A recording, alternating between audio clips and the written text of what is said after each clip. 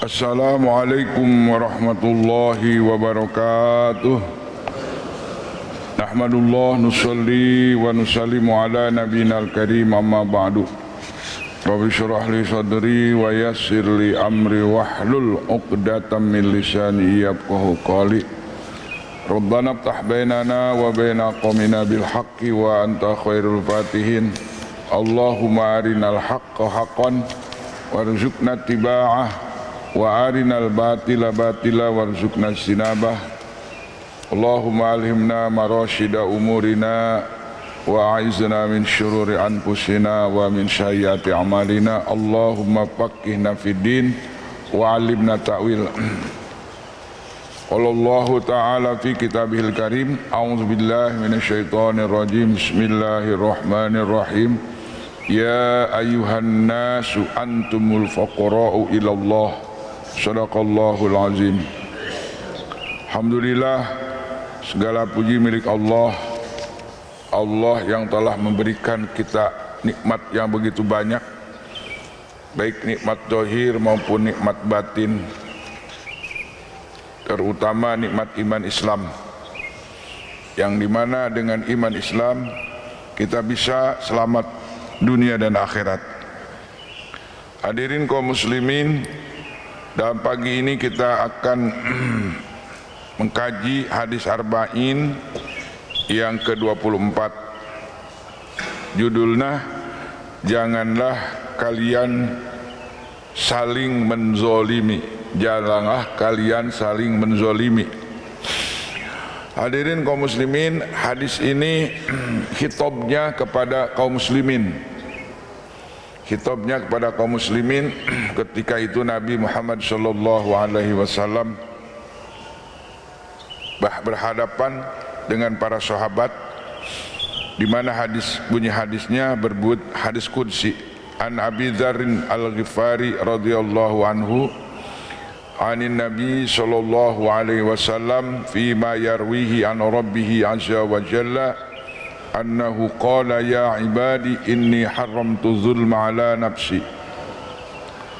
wa ja'altuhu bainakum muharraman fala tadhalamu ya ibadi kullukum dhalun illa man hadaituhu fastahduni ahdikum ya ibadi kullukum ja'iun illa man at'amtuhu fastat'imuni ut'imkum ya ibadi kullukum ra'in illa man kasautuhu fastaksuni aksukum ya ibadi innakum tukhti'una bil laili wan nahar wa ana aghfiru dzunuba jami'a fastaghfiruni aghfir lakum ya ibadi innakum lan tablughu durri fatadurruni wa lan tablughu naf'i fatanfauni ya ibadi law anna awwalakum wa akhirakum wa insakum wa jinnakum kanu ala atqa qalbi rajulin wahidin minkum ma zada zalika fi mulki syai'an ya ibadi law anna awwalakum wa akhirakum wa insakum wa jinnakum kanu ala abjari qalbi rajulin wahidin minkum ma naqasa zalika min mulki syai'an ya ibadi law anna awwalakum wa akhirakum wa insakum wa jinnakum qamu fi sa'idin wahidin fasaluni fa'ataitu kulla wahidin mas'alatahu ma naqasa zalika mimma indi illa kama yankusul mukhitu idza udkhilal bahra ya ibadi innama hiya a'malukum usiha lakum summa ufikum iyyaha faman wajada khairan falyahmadillah wa man wajada ghayra dzalika fala yalumanna illa nafsahu. Hadirin kaum muslimin, kita perlu juga mengenal biografi atau kehidupan para sahabat. Di antaranya sahabat yang paling zuhud, di antaranya ada sahabat namanya apa dikatakan tadi, Al-Ghifari, Abi Dzar Al-Ghifari. Abi Dzar Al-Ghifari ini pernah diungsikan oleh Sayyidina Utsman. di tempat jauh dari masyarakat. Kenapa? Karena Abi Dzar Al-Ghifari ini orangnya, kalau orang Sunda namanya poksang. Wah, apa tuh poksang? Jadi temalapah gedang. Ada orang Sunda nggak di sini? Ada ya. Jadi orangnya to the point. Jadi masyarakat kalau salah, waktu itu juga ditegur. Sedangkan Sayyidina Utsman itu orangnya lembut, cepat menangis siang malam, dia ahli baca Quran, menangis gitu. Sampai ada hadis Sayyidina Utsman itu ketika Rasulullah SAW duduk dengan para sahabat, betisnya tersingkap, maka tiba-tiba Utsman datang, langsung betisnya ditutup oleh Rasulullah SAW. Ini hadis, subhanallah.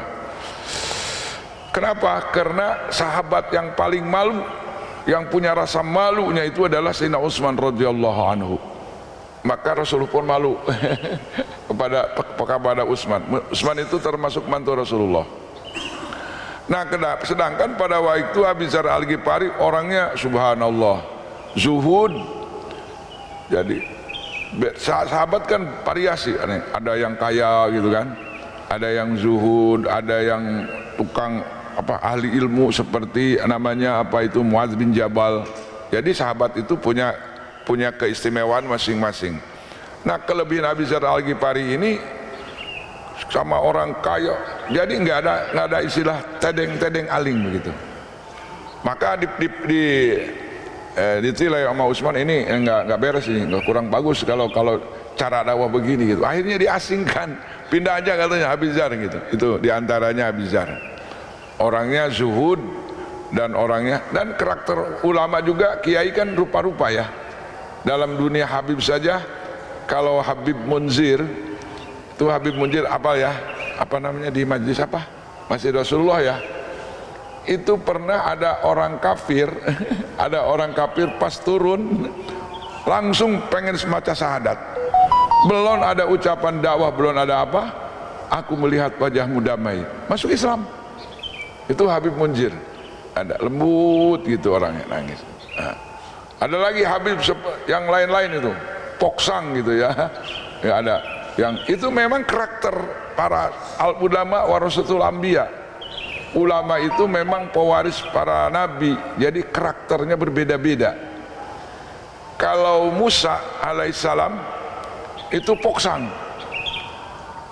ketika dia ke gunung Bukit Turisina 40 hari, maka pas pulangnya masyarakatnya nyembah anak sapi, patung emas yang oleh diprovokasi, yang diganggu oleh namanya Musa Samiri. Itu refleks saya Nabi Musa itu memegang kepalanya Harun kan abangnya, jadi wazir, jadi asisten Nabi Musa, dipegang kepalanya, dipegang janggutnya. Coba bayangan, itu refleksi Nabi Musa alaihissalam. Bahkan ada hadis muskil nih, kelompok hadis muskil, artinya pikiranen. Ada malaikat, ini kalau bukan hadis Bukhari saya nggak sampaikan, nih udah disampaikan di sini juga sama saya. Ada seorang malaikat merupakan manusia, datang kepada Nabi Musa. Kata Nabi Musa, siapa kamu? Saya malaikat, mau apa? Mau cabut nyawa kamu? Dia tampilin. Ini malaikat ditampiling. Tapi lawan malaikat ngarupakeun malaikat mau ditampiling iya, ngarupakeun jelema. Tampiling malaikat. Ini hadisnya hadis muskil. Saya baca hadis muskil itu artinya hadis yang pikiranen, teka harti. Menyaya Nabi nampiling malaikat gitu artinya. Itu Nabi Musa itu orangnya begitu karakternya. Kalau Nabi Ayub lain lagi gitu kan. Nah, ulama di Indonesia juga kan kita ada yang resep sama Habib Munzir, ayah resep kajolo, ayah Habib Bahar, resep ayah Habib Riji gitu kan. Itu bawaannya lain-lain begitu. Termasuk Abi Dzar Al-Ghifari itu seperti itu. Jadi tidak malapah gedang gitu. Maka dia asing. Itu diantaranya kita mengenal Abi Dzar Al-Ghifari ya. Dia senang diasingkan. sedang asing memang dipindahkan oleh Sayyidina Utsman radhiyallahu anhu. Nah itu Abi Dzar Al-Ghifari, supaya kita cinta sahabat ya. Kemudian hadirin kaum muslimin, Abi Dzar Al-Ghifari ini menerima, Allahumma shalli ala Muhammad, menerima hadis dari baginda Nabi sallallahu alaihi wasallam, dan hadisnya pun kasupkeun hadis qudsi. Jadi Abi Dzar Al-Ghifari mendengarkan Nabi Muhammad sallallahu alaihi wasallam dari Nabi. Nabi pun yarwihi an rabbihi azza wa jalla, langsung. Ini pembicaraan yang sudah disampaikan oleh Nabi Muhammad sallallahu alaihi wasallam melalui hadis qudsi. Jadi hadis qudsi itu hadis firman yang disabdakan oleh Nabi Muhammad sallallahu alaihi wasallam, bukan melalui wahyu Al-Quran seperti biasa. Hadirin kaum muslimin, yang pertama hadis qudsi, ya ibadi inni haramtu zulma ala nafsi, wahai hambaku, sesungguhnya aku telah mengharamkan kezoliman, gitu kan. Wahai hambaku, sesungguhnya aku telah mengharamkan kezaliman atas diriku. Jadi zolim itu ada tiga. Dalam kitab Minhajul Muslim, zolim itu ada terbagi tiga. Ada zolim ala rabbihi, ada zolim ala nafsihi, ada zolim ala ghairi nafsihi. Contoh zolim kepada Allah siapa? Orang yang mensyirikatkan Allah, sebagaimana disampaikan oleh oleh Luqmanul Hakim dalam surat Luqman, ya bunayya la tusyrik billah inna syirka la dzulmun azim. Wahai anakku, janganlah berbuat syirik, sesungguhnya syirik itu dosa yang paling besar. Dosa gede cek orang Sunda mah. Ku gede na eta dosa, lamun maut eta jalma moal dihampura dosana. Saking besarnya dosa syirik, ketika manusia itu mati dalam kesyirikan, Allah mengumumkan dalam Al-Quran, innallaha la yaghfiru ayyushraka bihi wa yaghfiru ma duna dzalik. Sesungguhnya Allah tidak akan mengampuni dosa-dosa yang syirik, dan Allah akan mengampuni dosa selain syirik. Tidak ada maaf bagimu. Kalau dalam dunia cinta tidak ada maaf bagimu. Kalau dalam rumah tangga, tolak tilu, tolak bain kubro, tidak bisa dikembalikan lagi. Subhanallah, itu syirik ya. Dijelaskan dalam ayat lain, sesungguhnya orang syirik itu haram untuk masuk surga. Masya Allah, dahsyat. Sudah dikatakan, jangan sampai katakan bagaimana dosanya, diharamkan. Orang yang mati syirik itu diharamkan masuk surga. Innahu mayyusyrik billah faqad haramallahu alaihil jannah. Itu zolim yang paling tinggi. Bahkan bapak-bapak kalau lihat di dalam surat At-Taubah, innamal musyrikuna najasun, sesungguhnya orang-orang musyrik itu najis dohiron wa batinan, fala yaqrabul masjidal harama ba'da amihim hadza. Setelah Futuh Mekah diumumkan oleh Al-Quran, orang musyrik tidak boleh mendekati Masjidil Haram. Mendekati aja nggak boleh, apalagi masuk. Makanya di Mekah, di Madinah itu ada batasan tanah haram dan tanah bukan haram. Jadi kayak bahasa Inggris, no way, tidak boleh masuk orang kafir. Ayo pengumuman gitu. Dan tanah haram itu yang tidak bisa dijamah oleh Dajjal. Di dalam hadis sahih, hadis mutawatir, bahwa Dajjal akan masuk ke seluruh wilayah kecuali Masjidil Haram dan Madinah. Nah, diharam, dinajiskan orang musyrik itu untuk dekat Masjidil Haram, apalagi masuk surga. Diumumkan dalam Al-Quran. Subhanallah. Nah ini, maka kata Gusti Allah melalui hadis qudsi, janganlah kalian saling menjolimi, karena zalim itu adalah yang sudah diharamkan oleh Allah kepadaku, kata Nabi, kata hadis qudsi. Nah, fala tadzalamu, dengan sebab itu kita jangan saling menzolimi. Wa ja'altu bainakum muharraman, sedangkan aku sudah menjadikan keputusan bahwa kezaliman itu telah diharamkan antara kalian. Dengan sebab itu fala tadzalamu, janganlah engkau saling menzolimi. Subhanallah. Apalagi sekarang tahun-tahun politik ya Allah, mudah-mudahan kita bisa menjaga mulut ya, menjaga tangan. Jangan sampai Islam kita sholatnya sama, kiblatnya sama, gara-gara beda pilihan. Jangan sampai kita saling menyakiti, jangan sampai menzolimi.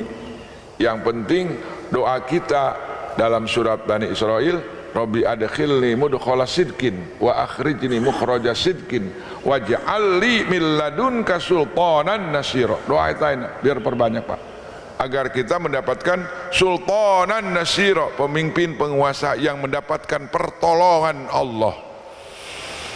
Minta. Kemudian ada lagi doa apa? Doa surat Ali Imran ayat 26, qulillahumma malikal mulki tu'til mulka man tasya wa tanzi'ul mulka mimman tasya wa tu'izzu man tasya wa tuzillu man tasya biyadikal khairi innaka ala kulli syai'in qadir. Perbanyak Pak, supaya kita oleh Allah diberi pimpinan, mendapatkan pertolongan Allah, pemimpinnya yang ditolong oleh Allah.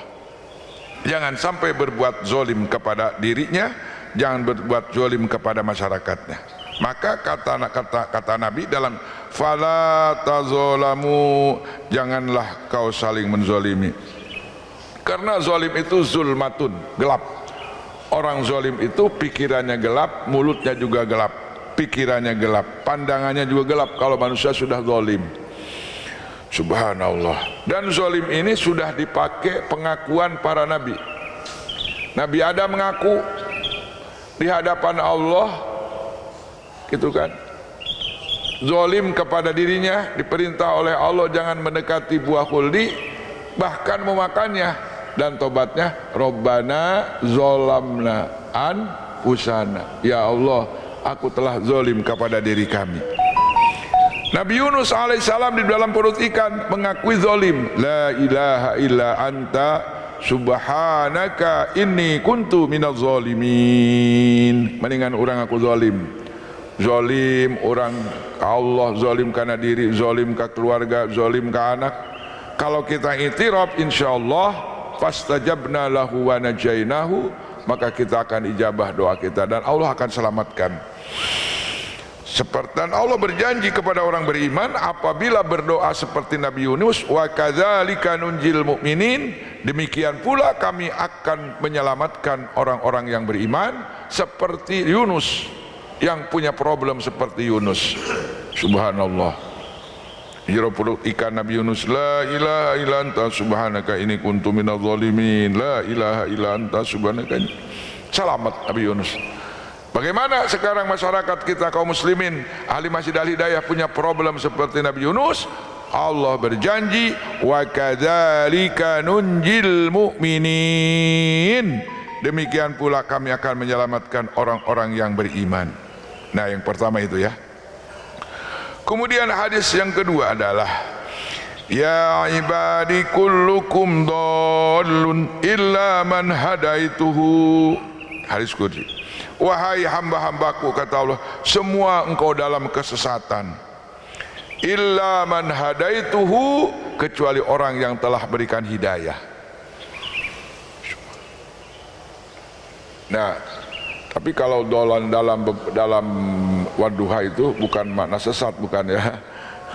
Artinya bahwa jadaka dolan pahada Nabi pernah belum mendapatkan wahyu, pernah sebelum mendapatkan wahyu Nabi dalam keadaan membutuhkan petunjuk, bahwa jadaka dolan pahada. Ada lagi bahwa jadaka dolan, menurut tafsir Nabi pernah kesasar waktu ngangon domba. Itu ada dalam tafsirnya ya. Nanti tidak dibahas, ini pernah dibahas oleh orang Bandung, kemudian dibahas oleh Habib Bahar ini. Allahu Akbar. Hadirin kaum muslimin rahimakumullah. Maka kata Nabi, kata hadis qudsi, pastahduni, maka kita diwajibkan oleh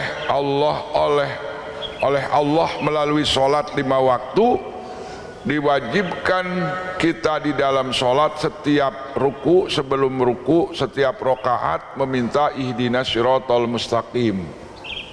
Ya Allah, bimbinglah kami ke jalan yang lurus. Itu namanya pastahduni, minta hidayah. Karena kalau Allah sudah memberikan kesesatan, siapa yang menyesatkan manusia? Wa mayyudilhu falan tajidalahu sabila. Barang siapa yang sudah disesatkan Allah, maka tidak ada jalan keluar. No way out, tidak ada jalan keluar saya. Kalau Allah sudah sesat. Seperti siapa? Abu Jahal, Abu Lahab, khatamallahu ala qulubihim. Jangan-jangan orang yang sudah imannya kuat tetap harus ihdinas siratal mustaqim. Maka orang-orang di luar Islam mengatakan Islam itu masih tersasar katanya. Sebab setiap hari petunjuk lagi. Itu penafsiran orang kafir. Padahal mah kita harus dalam tafsirnya aidum ala hidayatika, ya Allah, langgengkan atas hidayahmu, jangan kami sampai murtad. Bagaimana kita supaya kita dan keluarga kita jangan murtad? Ada doanya dalam surat Al-Imran, Rabbana la tuzigh qulubana ba'da idh hadaitana wa hab lana min ladunka rahmatan innaka antal wahhab. Ya Allah, jangan pelesetkan hati kami setelah berhidayah. Wa hab lana min ladunka rahmat, berikan rahmat darimu ya Allah, innaka antal wahhab. Itu doa jangan sampai murtad. Ada lagi hadis yang didengar oleh salah satu sahabat, istri Rasulullah. Setiap malam Nabi mengatakan, ya muqallibal qulub sabbit qalbi ala dinika wa ala taatika. Wahai zat yang membolak-balikan hati, tetapkan hati kami dalam ketaatan kepadamu. Kata istrinya, ya Rasulullah, Anda kan sudah orang yang sudah tidak mungkin. Aku takut kepada Allah. Nabi masih takut terpeleset daripada kemurtadan. Ya muqallibal qulub, wahai zat yang membolak-balikan hati. Maka pelihara hidayah ini dengan sholat 5 waktu, dipelihara di dalam sholat qobliyah, ba'diyah, rawatib. Sebab di dalam sholat ada ihdinas siratal mustaqim, aidum ala hidayatika. Itu tafsirnya. Ada 2 yang kita harus pelihara hati kita aja.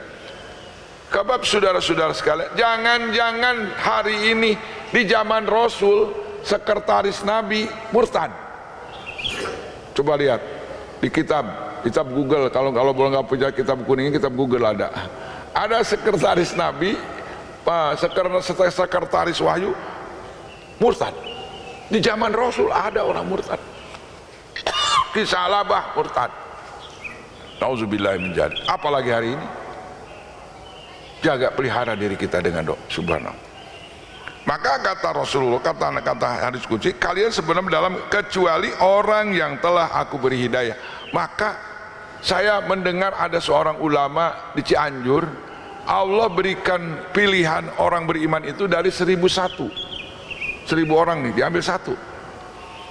Subhanallah. Ya Allah, kita harus nangis, ya Allah, saya tanpa hidayahmu aku gak mungkin. Aku tanpa hidayahmu tidak mungkin aku bisa beriman kepadamu. Hidayah iman, ada hidayatul din, hidayatul taufik yang sering dibahas oleh guru kita. Ada hidayatul din, hidayatul taufik, hidayatul ilmi. Hidayatul taufik ini ya Allah, wa ma taufik illa billah. Jadi kita harus pelihara hidayah yang telah diberikan oleh Allah kepada kita. Mensyukuri, satu dengan sholat berjamaah, sholat rawatib. Sebab di dalam sholat ada ihdinas siratal mustaqim. Maka kata Allah, pastahduni, kalian mintalah hidayah pas dengan ihdinas siratal mustaqim. Bimbinglah kami ke jalan yang lurus, bimbinglah kami ke jalan yang lurus. Subhanallah. Pasan ahdikum, aku berjanji kata Allah, aku akan berhidayah. Kalau kamu setiap hari meminta petunjuk kepada aku, maka yakin aku akan berhidayah kalian. May yahdihillahu fala mudhillalah. Barang siapa yang sudah dapat hidayah, siapapun nggak bisa yang berikan kesesatan. bagaimana Allah Subhanahu wa taala memberikan iman hidayah kepada Ki Bilal bin Rabah, disiksa 3 hari 3 malam untuk kembali lagi kepada murtad, kepada agama nenek moyang pada berhala. Tetap Allah sudah berikan hidayah kepadanya, walaupun disiksa, tidak kasih makan, digencet oleh batu, tetap dia ahad, ahad, ahad, ahad. Kata Umayyah, hei Bilal, kembalilah kamu kepada nenek moyang. Lata Uzza Manat. Jawab Ki Bilal dalam keadaan menderita, dalam keadaan terlentang, jawabnya ahad, ahad, ahad. Akhirnya Allah selamatkan, ditebus oleh Abu Bakar Siddiq radhiyallahu anhu. Itu artinya mayyahdillahu fala mudhillalah. Barang siapa yang mendapatkan hidayah dari Allah, siapapun tidak bisa menyesatkan. Maka kita sekali lagi pelihara hidayah, hidayatud din, hidayatul taufik dengan doa surah Fatihah, kemudian doa Rabbana la tuzigh qulubana, kemudian doa ya muqallibal qulub, wajat yang membolak-balikan hati, sabit qalbi ala dinika, tetapkan hati kami di atas agamamu ya Allah. Kata Allah, ya ibadi kullukum ja'iun illa man at'amtuhu. Wahai kalian, wahai hambaku, sebenarnya kalian itu dalam keadaan lapar.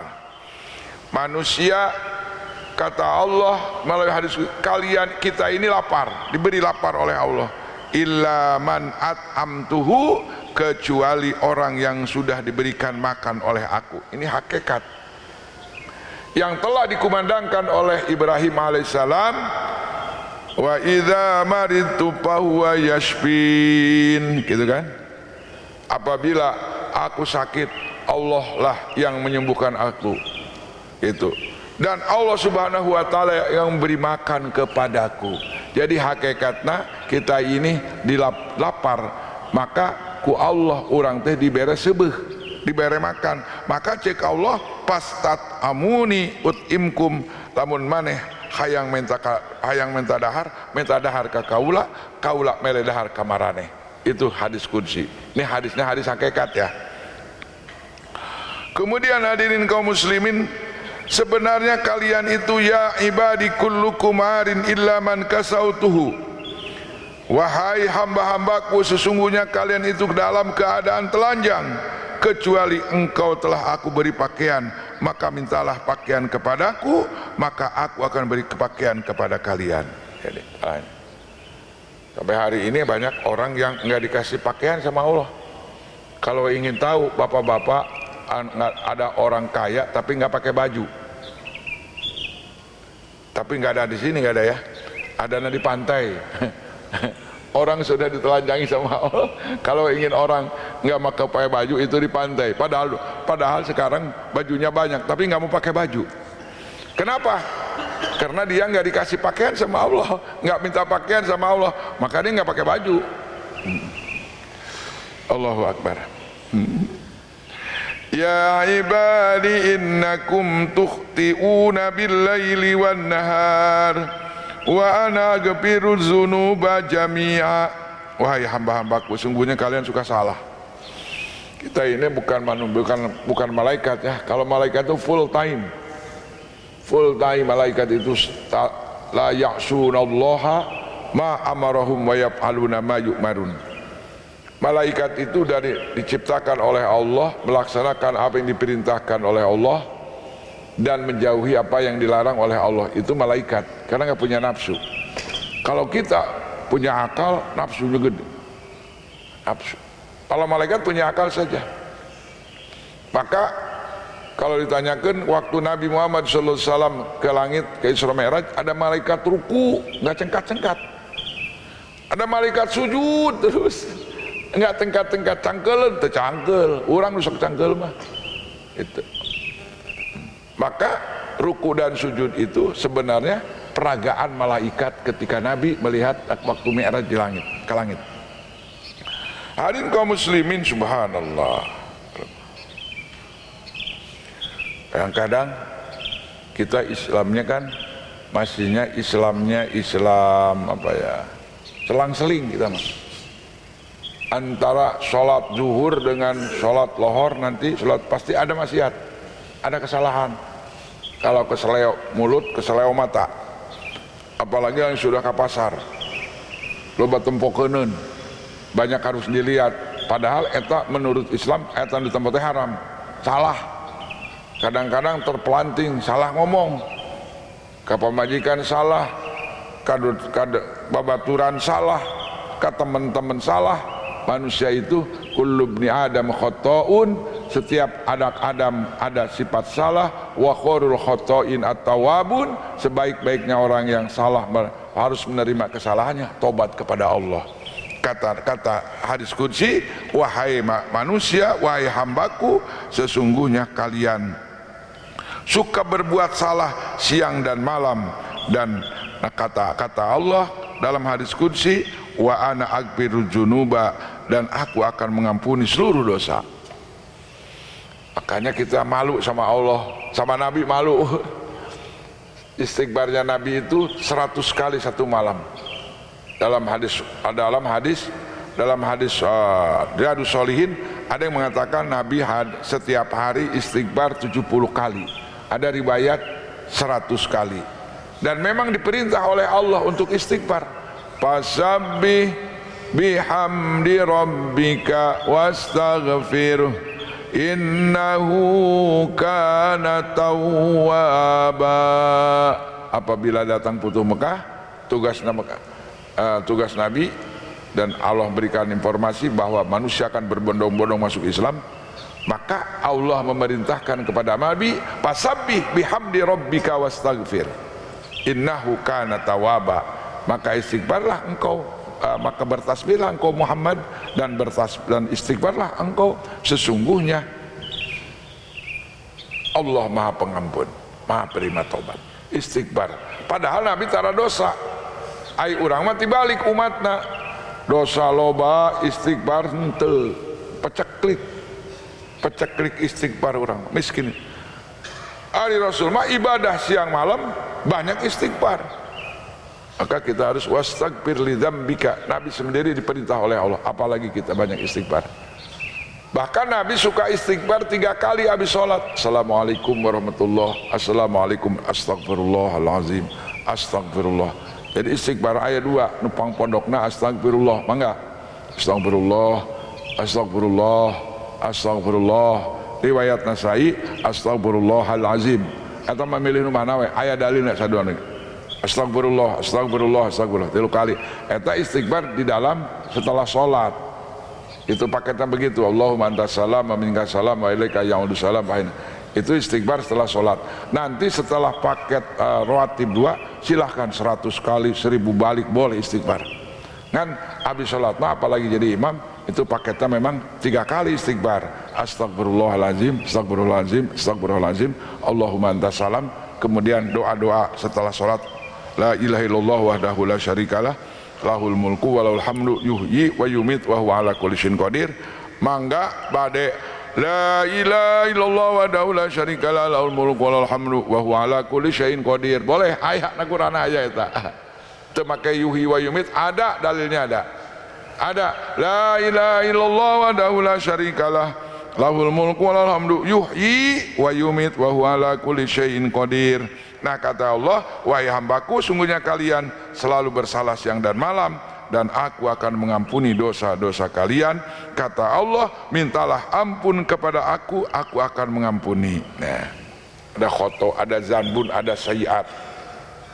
Ay khotoun mah sifatnya yang apanya yang tidak disengaja, tapi ada zanbun, dosa yang disengaja.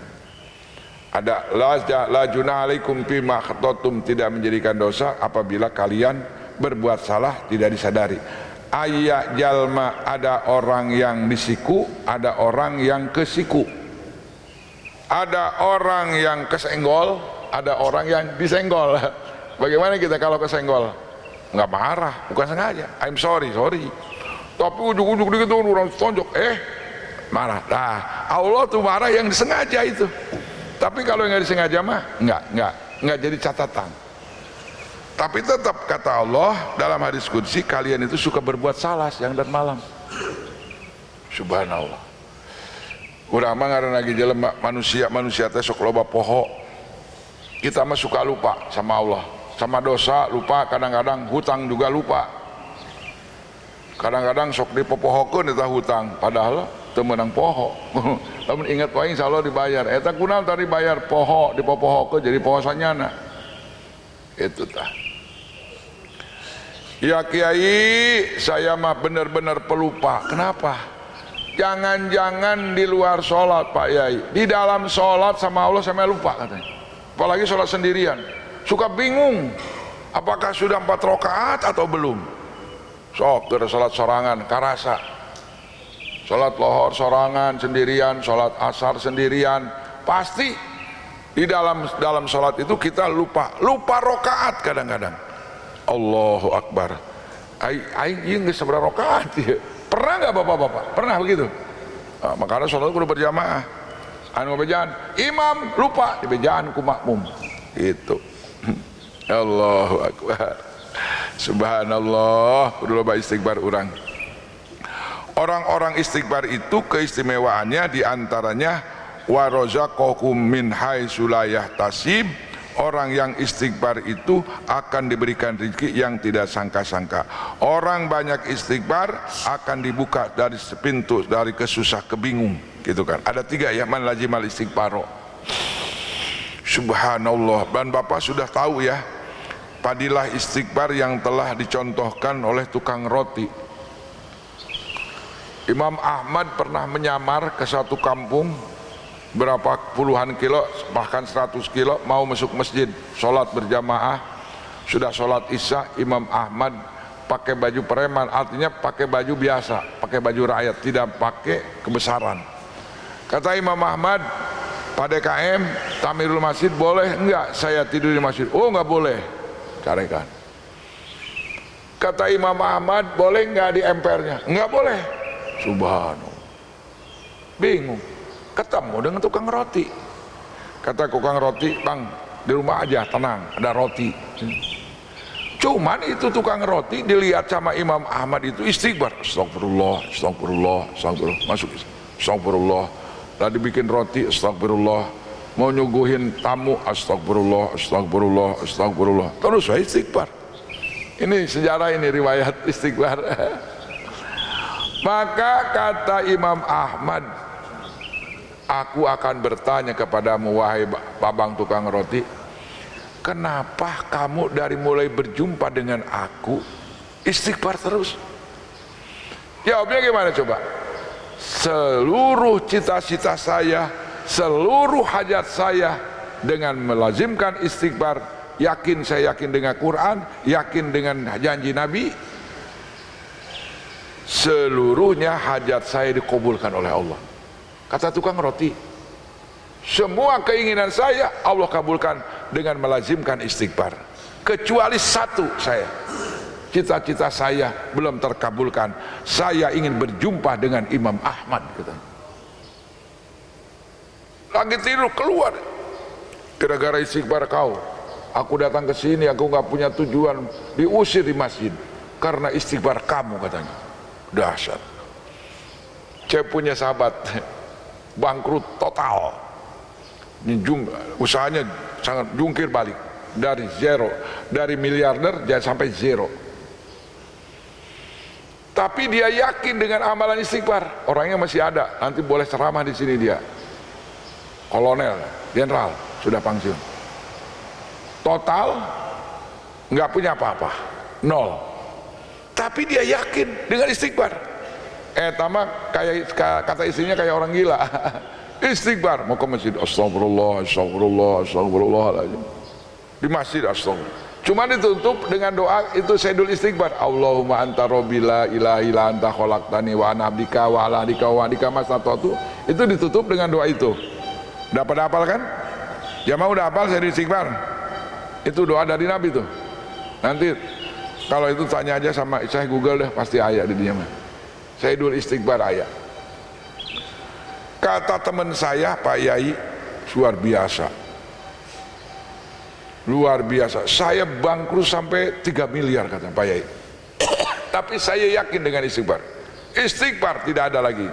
Astagfirullahaladzim, astagfirullahaladzim. Siang malam pertolongan Allah datang. Pertama teman-temannya cari kemana ini orang nggak ada. Jadi antara anggota DPR. Kenapa? Kapan apa? Ketahuan dia bangkrut. Tama langsung nemuin mobil Panther. Waduh teman. Dibere, lain bere kunci Panther jeung mobilna dikasih kunci mobil Panther jeung mobilna lain kuncina wungkul lain atuh cenah kuncina wungkul jeung naon atuh. Luar biasa. Ada lagi teman saya Pak Yahi bawa kresek di dalamnya bawa uang 50 juta dan yang ngasihnya nggak berani dikasih sama putrinya, tolong kasihkan ke itu tuh 50 itu di luar nalar Pak Yahi katanya. Subhanallah. Jadi istighfar ini memang luar biasa. Dan di ujungnya itu warazaqahu min haitsu la yahtasib, bakau akan berikan rezeki yang tidak disangka-sangka. Makanya lah menjelema anu linghas rezeki harasa rezeki buah-buah loba maksiat urang. Banyak orang yang mengejar rezeki teu beunang-beunang. Aya jelema cicing diudag-udag ku rezeki. Tah di antaranya kalau ingin diudag-udag rezeki dilajengkeun istighfar Insya Allah. Pastagfiruni kata hadis qudsi, mintalah kepada aku agfirkum. Sebab diantaranya li'adzan zanba yahrumur rizqo. Dalam kitab Ibnu Majah li'anna zanba yahrumur rizqo. Karena dosa mata, dosa mulut, dosa telinga, dosa hati itu bisa ngeharamkan rizki datang ke orang. Wa ma yamna'u rizqo. Gibah, berfitnah, suuzon, itu yamna'u rizqo. Curiga yamna'u rizqo. Aturan datang mau dekat, mau datang rizki kabur deui. Sok jeung pasea jeung pamajikan tah. Geus tepi kana panto eta rizki. Balik deui. Ceuk rizki para wae sia lah. Balik deui tah. Allahu Akbar. Maka istighfar ya insyaallah ya. Dalam surat. Kemudian Hasan Basri ditanya, wahai Imam Hasan Basri, kenapa Tuhan ada orang yang kasusnya kemarau panjang dikasih istighfar, ada suami istri datang sudah tidak punya sudah tidak punya anak, sudah 10 tahun tidak punya anak, artinya mandul, dikasih istighfar. Apa sih masalahnya? Beda-beda tapi obatnya satu, istighfar terus. Kata Hasan Basri, saya membaca surat Nuh, istaghfiru rabbakum innahu kana ghafara yursilis sama'alaikum idrara. Kalau orang yang kemarau panjang ternyata doanya istighfar. Kalau umat Islam sudah istighfar, kemarau panjang turun hujan, janji Allah. Nah maka dari situ kata Hasan Basri, aku tahu itu. Kalau sudah subur, maka jadi tumbuh-tumbuhan. Sudah tumbuh-tumbuhan, kebun-kebunan, buah-buahan dimakan, maka subur kepada dua pasang itu dan dia akan punya anak. Wah itu luar biasa istighfar ya. Insya Allah kita banyak istighfar ya. Banyak dosa panon, dosa mata, dosa telinga. Zaman kiwari parah maksiat. Allahu Akbar. Bisa maksiat ku sebab menempuh HP, bisa maksiat. Allahu Akbar. Kemudian dari Rasulullah ada hadis qudsi mengatakan, wahai anak Adam, manusia di antara kamu awalmu dan akhirmu, manusia jin, mereka seluruhnya berdosa kepada Allah. Kata Allah, mana sazalika mulki syai'an, tidak akan mungkin kekurangan kerajaan sedikit pun. Kalau seandainya jin dan manusia yang penduduknya 7 miliar kurang dosa kepada Allah Subhanahu wa ta'ala, maka kerajaan Allah tidak akan ada kekurangan. Marugi Allah mah. Surga dapat Allah, neraka dapat Allah. Penuh surga, punya Allah surganya, neraka juga penuh, dapat Allah. Nggak ada rugi Allah mah. Kerajaan Allah tidak akan kurang. Subhanallah. Maka Gusti Allah mah, innallaha ghaniyun 'anil 'alamin. Allahu Akbar. Wahai hambaku, apabila kalian wa insakum wa qamu law ana wa akhirakum wa insakum wa jinnakum qamu fi sa'idin wahidin fasaluni fa'ataitu kulla wahidin mas'alata ma naqasa zalika mimma indi ila kama yankusul muhit idza udkhilal bahra. Nah kemarin kan ada 5 juta tuh yang haji katanya, yang 5 juta yang naik haji kemarin menurut informasi musim Covid ada 1 juta. Kalau putra saya itu 3 tahun yang lalu cuma 1 juta, kemarin meledak katanya. Coba marahin tak ke Allah di Mekah, ya Allah minta anu, ya Allah minta anu. Jangan-jangan yang seluruh dunia minta kepada Allah, jin dan manusia sama sekali apa yang dimiliki Allah tidak ada kekurangan sedikit pun. Masya Allah, supaya pede kita. Jangan disangka Allah itu seperti bos manusia, kalau diambil habis, enggak habis. Subhanallah. Fa'adaitu kulla wahidin mas'alatahu, maka aku akan berikan seluruhnya setiap orang apa yang diminta. Tidak ada kekurangan dari apapun, kecuali katanya seperti apa jarum yang ditempelkan apabila dimasukkan ke pedang daun. Itu mah. Yang terakhir, ya ibadi innama hiya amalukum usiha, wahai hambaku sesungguhnya amal kalian itu aku akan reken. Salatnya akan dicatat, zakat puasanya dicatat kata Allah. Walaupun nggak ada malaikat raqib atid, tetap Allah juga punya catatan. Yo, emang Gusti Allah nggak punya catatan? Dicatat. Langkah kita ke masjid dicatat, tahajud kita dicatat, ya. Naik haji dicatat kita, sodakoh yang 1000 dicatat, yang 500 dicatat, a'malukum hiya dicatat amal. Subhanallah. Yang bikin masjid ini coba dicatat sama Allah. Man bana masjidan kata Nabi, banallahu baitan fil jannah. Barang siapa yang membangun masjid di dunia, maka dia akan mendapatkan istana di surga. Mudah-mudahan semuanya panitia, bendahara, tukang adukna sadayana dapat piala surga, amin. Nggak tanggung-tanggung, pialanya surga nih yang membangun Masjid Al-Hidayah. Insya Allah. Mudah-mudahan anak cucu kita bisa meneruskan. Nah, kadang-kadang lakum summa upikum, kemudian aku akan bayar kalian, baik di dunia maupun di akhirat. Iya. Nah, kata terakhir hadis qudsi yang diriwayatkan oleh Muslim, paman wajada khairon falyahmadillah.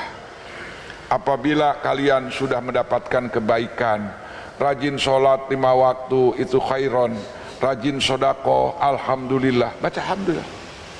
Kemudian kita bisa melaksanakan sholat sunat, puasa Senin Kemis, alhamdulillah. Kita sudah bisa sodakoh setiap hari, alhamdulillah. Kita sudah memaafkan orang lain, alhamdulillah. Kita telah berdoa untuk orang lain, alhamdulillah. Setiap kebaikan ucapkan alhamdulillah. Maka apabila kita mengucapkan alhamdulillah, berarti mengundang kenikmatan yang akan datang, la azidannakum. Nah, bagaimana kita kalau salat tahajud, astagfirullahaladzim, nggak bersalat berjamaah, ya Allah, astagfirullahaladzim. Apalagi yang tadinya saya sedekah, aina makunon koret. Nah, kata hadis qudsi, apabila kalian mendapatkan suatu selain daripada kebaikan, maka janganlah mencaci, janganlah menyesali, jangan mencari kambing hitam. Jangan mencari kambing hitam. Kalau terjemahannya ini, jangan mencari kambing hitam. Gara-gara sia-sia cenah aing jadi kieu. Enggak boleh. Nabi Adam tidak mencari kambing hitam ketika keluar dari surga. Padahal skenario jelas. Nabi Adam itu digoda oleh iblis. Gitu kan? Wahai Adam dan Hawa, bukan aku akan berikan nasihat kepadamu, kalau kamu tidak akan makan buah-buah ini, kamu akan selamanya di surga. Nah, maka dikasih asumsi Nabi Adam itu supaya suujon ka Gusti Allah, supaya ternyata ada makanan lebih dari surga. Begitu dirayu pakala makan, sudah dimakan langsung diusir oleh Allah. Apa yang dibaca oleh Adam? Robbana zolamna. Tuh ente ngajakan, ya Allah, saya ini kan dirayu sama iblis. Nggak ngomong begitu, nggak cari kambing hitam. Dia menyalahkan dirinya sendiri. Fala yalumanna illa nafsahu, tidak menyesali kecuali kepada dirinya. Kemudian Nabi Yunus alaihissalam jejeritan di jero beuteung lauk, menjerit-jerit munajat kepada Allah, fanada fi dzulumati alla ilaha illa anta subhanaka inni kuntu minaz zalimin. Nabi Yunus di dalam perut ikan, tidak ada Tuhan kecuali Engkau ya Allah. Subhanaka maha suci Engkau ya Allah, ini kuntu minaz zalimin, abdi teh jalma zalim ya Allah. Pala ya lumana, mereka menyesali, menyalahkan dirinya sendiri. Maka hadirin kaum muslimin, ini banyak pelajarannya, ada berapa pelajaran ini subhanallah. Mudah-mudahan apa yang kita dengar, kita yang pertama, kita jangan zolim kepada diri kita, jangan zolim pada Allah, jangan zolim kepada orang lain. Kemudian apabila kita punya kebutuhan makan dan minum, pakaian, semuanya, tetap kita minta sama Allah. Saya punya guru, Pak Kiai, guru saya mah jangan-jangan minta garam pun minta dulu sama Allah. Ya Allah, saya mohon minta garam, minta heula ka Allah. Jelema sopan teh padahal uyah geus aya tapi tetap minta ka Allah. Ya Allah, saya minta garam. Subhanallah. Urang mah habek we, teu ngarasa dibere ku Allah, teu ngarasa minta. Ya, kemudian ternyata hidayah itu adalah daripada memang hak Allah Subhanahu wa taala, dan kita setelah mendapatkan pelajaran ini kita harus syukur kepada Allah mendapatkan hidayatul din, hidayatul taufik oleh Allah Subhanahu wa taala.